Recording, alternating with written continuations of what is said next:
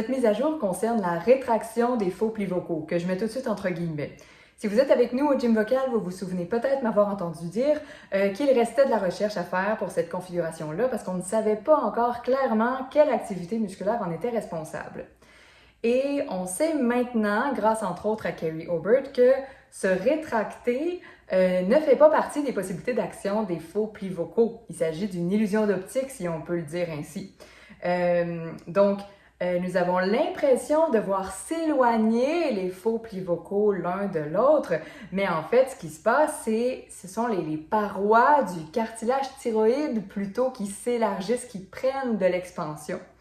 Et qu'est-ce qui contrôle ça? C'est l'élargissement des sinus piriformes qui sont situés grosso modo là, latéralement à l'extérieur des cartilages aryténoïdes, dont les petits cartilages dans la portion postérieure là, qui gèrent le mouvement des plis vocaux. Donc, latéralement à l'extérieur de ça, le long de la paroi pharyngée qui se trouve à être ici la paroi interne du cartilage thyroïde. Je tâcherai de mettre un lien dans la description pour une planche d'anatomie pour que ce soit peut-être un peu plus clair. Des muscles pharyngés profonds sont impliqués dans cette action-là et peuvent être mobilisés de façon volontaire. Et c'est là la bonne nouvelle avec les mêmes trucs et astuces que pour ce qu'on pensait être la rétraction des faux plis vocaux.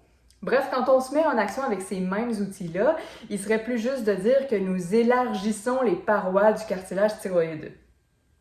Ça peut venir éclairer, entre autres, le faible degré de sensation qui peut être ressenti localement dans les bandes ventriculaires parce que l'action se situe plus en périphérie, là, plus vers les parois.